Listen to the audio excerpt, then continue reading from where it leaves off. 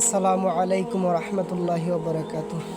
নাহমাদু ওয়া নুসাল্লি আলা রাসূলিহিল কারীম, আম্মা বা'দ। ফাআউযু বিল্লাহি মিনাশ শাইতানির রাজীম। বিসমিল্লাহির রাহমানির রাহিম।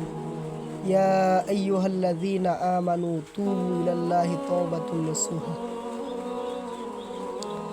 রিসেন্টলি আমি একটি বিষয় দেখতে পাচ্ছি যে অনেকেই ভাবে যে আমি অনেক পাপ করছি, আল্লাহ তাআলা কি এখন আমাকে ক্ষমা করবে?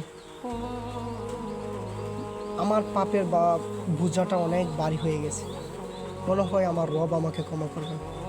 কিন্তু সে জানে না আমার রব যে এত দয়ালু। আল্লাহ তাআলা তো পবিত্র কোরআন কারিমে বলে দিয়েছেন, ইয়া আইয়ুহাল্লাযীনা আমানু তুবু ইলাল্লাহি তাওবাতুন নাসুহা। 51টি ভাবে যদি কোনো বান্দা তওবা করে, আমি রব তাকে ক্ষমা করে দিই। ম্যাক্সিমাম পিপলস, আমার ফ্রেন্ড সার্কেলের মাঝে অনেকেই প্রশ্ন করে, এখন আর ইবাদত করে কী হবে? অনেক গুনাহ করেছি, অনেক পাপ করে ফেলেছি। আসলে ভাই, আপনাদের উদ্দেশ্যে আমি বলবো, আল্লাহ তাআলা অনেক অনেক অনেক অনেক দয়াবান। যেটা আল্লাহ তাআলা পবিত্র কোরআনে কারিমে বলছে, উদউনি আস্তাজিব লাকুম, তোমরা আমাকে ডাকো, আমি তোমার ডাকে সাড়া দেব। আসলে আমরা ওই ভয়টা রবের দিকে পর্যায়ক্রমে, আমরা ওই রবের যে ভয়টা, এটা যদি আমার ভিতরে আসে, এই ভ্রান্ত ধারণা যাতে আমরা না নিই। কোন ধারণা? সেটা হচ্ছে আমাকে কি আমার রব ক্ষমা করবে?